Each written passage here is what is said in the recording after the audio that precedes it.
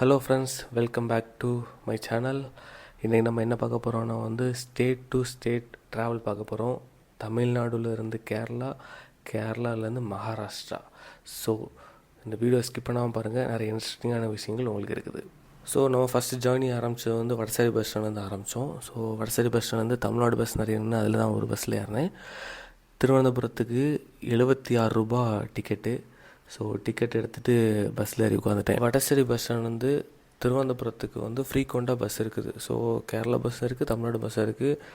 நம்ம எப்போ போனாலும் பஸ்ஸுக்கு பஞ்சம் இருக்காது, சடனாக ஏறி போயிடலாம். ஸோ பஸ் ஸ்டாண்டுக்கு ஒரு ஃபியூ மினிட்ஸ்லேயே பஸ் இருந்தது, பஸ் ஏறி கிளம்பியாச்சு. இந்த வீடியோவில் முதலே சொன்ன மாதிரி நம்ம டிஃப்ரெண்ட் ஸ்டேட்டை நம்ம க்ராஸ் பண்ணி போக போகிறோம். ஃபஸ்ட்டு தமிழ்நாட்டிலேருந்து கேரளா, கேரளாவிலேருந்து மகாராஷ்டிராவில் போய் டைரெக்டாக இறங்குவோம். So first way of transport எதுனா கவர்மெண்ட் பஸ் நேராக ட்ரோண்டத்தில் போய் இறங்கிறோம். ட்ரோண்டத்தில் இறங்கின பிறகு அங்கேருந்து அடுத்தது ட்ரெயின். இது டைரெக்டாக மகாராஷ்டிராவில் போய் சேர்ந்துடும். ஸோ எல்லா ட்ராவலும் சேர்த்து பார்த்திங்கன்னா 1.5 டேஸில் நம்ம மகாராஷ்டிராவில் எங்கே டெஸ்டினேஷன் இருக்கோ அங்கே போய் சேர்ந்துடலாம். ட்ரெயின் ட்ராவலுக்கு நான் ரொம்ப எக்ஸைட்டடாக இருக்கேன். ஏன்னா நான் இந்த தடவை ஃபஸ்ட் டைம் மகாராஷ்டிராவுக்கு ராஜ்தானி எக்ஸ்பிரஸில் போகிறேன். ஸோ இதோட ட்ராவல் டைம் 28 hours சம்திங் தான். ஸோ ட்ரிவாண்ட்ரத்துலேருந்து ஈவினிங் 7 o'clock ட்ரெயின் எடுக்கும்.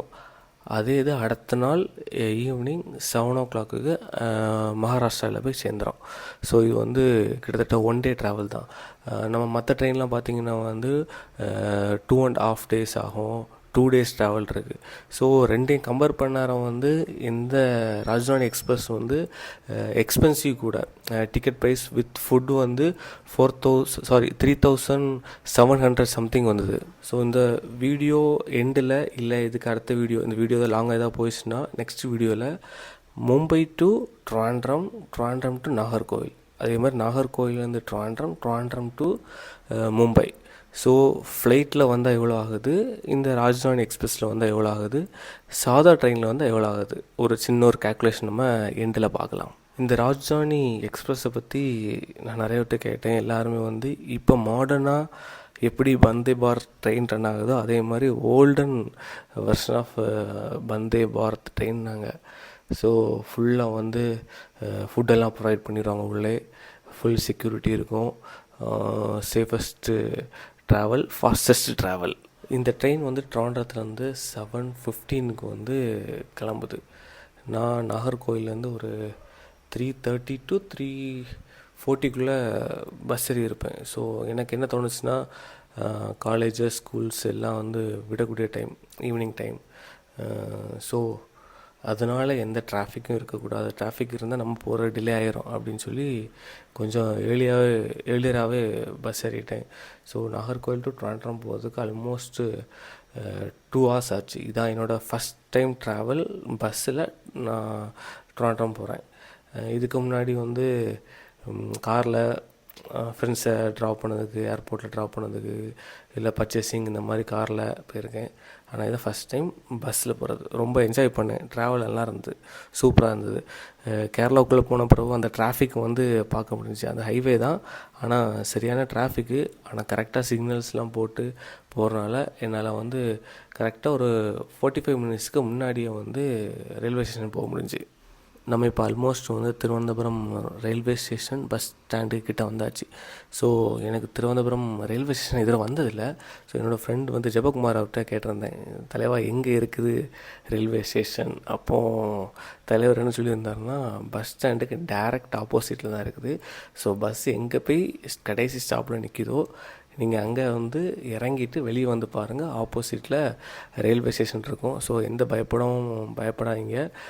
எல்லா ஊரில் இருக்க மாதிரி தள்ளியெல்லாம் எல்லா ரயில்வே ஸ்டேஷன் கிட்ட தான் இருக்குது. வேறு பஸ்ஸில் இறண்டா ஆப்போசிட்டில் இருக்குது அப்படின்னு. ஸோ இப்போ நம்ம ரயில்வே ஸ்டேஷனில் இறங்கிட்டு ஆப்போசிட்டில் பஸ் ஸ்டாண்டில் இறங்குறோம். ஆப்போசிட்டில் இருக்க ரயில்வே ஸ்டேஷனில் போய் நம்ம ட்ரெயின் ஏற போகிறோம். இதுதான் Trivandrum bus stand. So bus ஸ்டாண்டுக்கு வெளியே நல்ல கூட்டம் தான், சூப்பராக இருந்துச்சு பார்க்குறதுக்கு. இதான் ஃபஸ்ட் டைம் இந்த பஸ் ஸ்டாண்டை பார்க்குறேன். ஸோ நல்ல க்ரௌடட் ஈவினிங். நான் நினச்ச மாதிரியே ஐடி கம்பெனிஸ், காலேஜஸ் எல்லாம் விட்டு நல்ல க்ரௌடாக இருக்கக்கூடிய டைம் தான் வந்திருக்கோம். ஸோ கரெக்டான டைம் வந்தனால நம்ம கரெக்டாக ட்ரெயின் ஏறி போகிறதுக்கு வாய்ப்பாக இருக்குது. ஸோ இப்போ நம்ம இதில் இறங்கிட்டு என்ன பண்ண போகிறோம்னா ஆப்போசிட்டில் இருக்க ரயில்வே ஸ்டேஷனுக்கு நம்ம போக போகிறோம். ஆப்போசிட்டில் ரயில்வே ஸ்டேஷன்னோடனே நான் என்ன பண்ணிட்டேன்னா ஆப்போசிட்டில் இருந்த கார் பார்க்கிங்கில் போயிட்டேன். ஸோ இது கார் பார்க்கிங்லேருந்து எடுத்த வீடியோ தான் பஸ் ஸ்டாண்டை.